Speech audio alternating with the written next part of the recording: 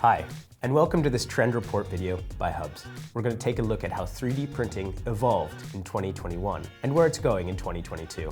We'll discuss market growth, the impact of COVID-19, 3D printing for various production applications, how 3D printing can contribute to sustainability, the 3D printing trends of 2022, and the future of 3D printing. Want to read the full report? Click on the link in the description below. Otherwise, let's dive in. Starting with the market growth of 3D printing. As you can see, in 2021, the 3D printing market size was estimated at $15.1 billion on average, ranging from $10.8 billion to $19.5 billion. This demonstrates a 19.8% increase over 2020. If we look at the median value of the forecasts of these reports, we estimate the market will grow by 21% this year and hit $18.3 million by the end of 2022. With that, we're closing on pre-pandemic industry growth. This is great news because the compound annual growth rate, or CAGR, for the 5 period before the COVID-19 outbreak was 21%. Our current forecasts show a CAGR of 24% over the next 5 years, which means the overall market in 2026 will reach roughly $44.5 billion. Our survey results also reflect this growth. 68% of respondents say they 3D printed more parts in 2021 than they did in 2020. Only 22% of engineering businesses found the price of 3D printing to be an obstacle, which is down from 38% last year. In fact, the price point is one of the main driving factors for many engineers to choose 3D printing, along with faster lead times and improved geometric complexity. Now that we have taken a look at market growth, let's explore the 3D printing market for polymers and metals. The pandemic hit the metal and polymer 3D printing markets harder than the industry overall. One report shows that the metal 3D printing market was valued at around $2.2 billion in 2019, with an expected annual growth rate of 27.9%. But then, in 2020, the market was basically stagnant, with a value of roughly $2.2 billion. In 2021, we see that the global metal and polymer 3D printing markets grew by a combined 16.2%, which is a step in the right direction, but lags behind our estimated industry average of 19%. Recent data shows an uptick of momentum for the metal 3D printing market, with 18% growth year over year. Polymer 3D printing was trailing a bit behind with 12% growth for the same period. These numbers indicate that while growth has been slower for metals and polymers compared to pre-pandemic expectations, it's safe to say that these markets are bouncing back. Now, let's talk about 3D printing in respect to COVID-19. The COVID-19 pandemic highlighted 3D printing's unique capabilities to quickly adapt to production and supply chain needs. It came to the forefront as a solution to new and persisting challenges, mostly because parts and products could be manufactured locally and on demand. This addressed shortages and supply chain issues. Manufacturers and makers use 3D printing to rapidly produce protective equipment and medical devices, such as face shields and ventilator valve replacement parts. Manufacturers also began 3D printing nasal swabs for detecting COVID-19, which highlighted 3D printing's capacity for mass production. So 3D printing turned out to be a big help in the early days of the pandemic, but this did not last long. Traditional PPE suppliers eventually caught up with demand as supply chains were recovering. Now, in the third year of the pandemic, we see that 3D printing has fewer immediate uses related to COVID-19. However, more people now recognize the technology's potential. For instance, in April 2020, Google searches for the topic of 3D printing hit an all-time high. Now, let's talk about how 3D printing is moving beyond prototyping. 3D printing's position in manufacturing is constantly changing, and we believe that moving forward, the technology will continue to be used as a prototyping process to accelerate product development, play a supportive role in combination with other manufacturing processes through the production of tools, jigs, and fixtures, and become more viable for end-use parts and serial production. Many of the industries that have embraced 3D printing, such as healthcare, aerospace, automotive, motorsports, and sporting goods, are using the technology to produce functional end-use parts. In fact, while the use of 3D printing as a prototyping technology has stayed fairly consistent in the past few years, some sources say that 3D printing is being used more for end-use parts. Looking at current trends, there are 3 prevailing production applications for 3D printing: low-volume production, mass customization, and serial production.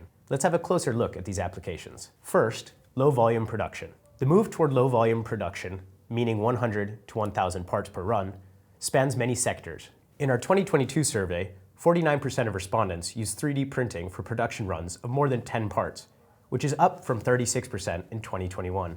In the case of low-volume production, we can look at the motorsport industry, especially in Formula One, because it has a need to produce highly advanced components in small production runs to achieve a competitive edge. 3D printing has been vital for motorsport engineers, enabling the individual or low-volume production of complex structures that are both lightweight and robust. The same kind of needs are present in the aviation and aerospace industries, where well-engineered, more lightweight components are helping achieve greater fuel efficiency. GE Aerospace demonstrates this with the GE9X engine, which has 300 end-use 3D printed components, including a nozzle designed for more efficient fuel consumption. Smaller aviation startups are also turning to 3D printing and digital manufacturing platforms to produce commercial-grade parts in prototyping quantities. One example is Ampix Power. Ampix Power, an airborne wind energy company based in the Netherlands, used hubs to print parts for 2 autonomous aircrafts, designed to test the efficacy of turbine-less wind power generation. These parts help to form vital components of the aircraft that manage autonomous takeoff and landing. Mass customization. 3D printing is also unlocking mass customization options. The dental industry, for example, is increasingly using 3D printing to produce patient-specific implants and dental devices like dentures. 3D printing is now also commonly used to create customized insoles and orthotics. These are examples of direct production, but 3D printing is also unlocking mass customization through indirect production with the creation of low-cost patterns for molds. This approach is now quite common in the jewelry and dental industries. One great use case is Formify, a Toronto-based tech startup that creates custom ergonomic computer mice for the gaming industry. The company custom produces each personalized mouse with high-precision MJF 3D printing, using an algorithm that analyzes a customer's hand shape, joint, and bone structure to inform the ergonomic fit. Using MJF, Formify can repeatedly produce completely unique mice without having to rely on molds. Now for serial production. The 3D printing technology company Carbon is the best-known example of 3D printing for serial production in the polymer sphere. Sportswear giant Adidas is using the company's DLS process to mass-produce Futurecraft 4D midsoles, which integrate a unique lattice geometry. Carbon and their manufacturing partner introduced another serial production application in 2021, a lattice-structured bike saddle for performance cycling. Thanks to 3D printing, the partners were able to bring the product from concept to serial production in just 10 months. Corroborating these industry findings, digital manufacturing company Protolabs has witnessed a steep rise in the demand for part volumes exceeding quantities of 500. Over the past 5 years, the demand for production orders beyond 500 3D printed parts has risen by an impressive 163%. Now, let's talk about 3D printing and sustainability. 3D printing has the potential to make manufacturing more sustainable, but the industry has some catching up to do to transform potential into actual consistent action. More than 90% of our survey respondents said that the Paris Agreement or other initiatives had just a very small impact on their business operations. This lines up with Protolabs' 2022 sustainability report, which suggested that companies are moving toward operational and supply chain sustainability in theory, but aren't consistently following through with implementing these changes. We think there's a lot of untapped potential for 3D printing to support climate action. Here are some examples of how. 3D printing is built for on-demand production, meaning the technology is not bound by the same economies of scale as traditional manufacturing. Parts can be cost-efficiently manufactured on a made-to-order basis, reducing the amount of raw material consumed, as well as minimizing inventory and storage requirements. Similarly, manufacturers can take advantage of distributed manufacturing, sending digital files to 3D printing systems for more localized production. Another great sustainability opportunity associated with 3D printing is design freedom. Intelligent design allows for the production of more efficient parts when used with 3D printing. Engineers can also be smart about their designs and minimize the use of polymer and metal support structures and reduce the need for support materials. We can also consider materials. The current development of more sustainable materials, including plant-based and recyclable polymers, can help to push sustainable manufacturing. The more materials advance and improve, the more potential they have to enhance existing use cases and open up new applications for 3D printing. This in turn could drive adoption and entry into new markets. Moving on to the 2022 3D printing trends. As you've seen, a lot is happening in 3D printing.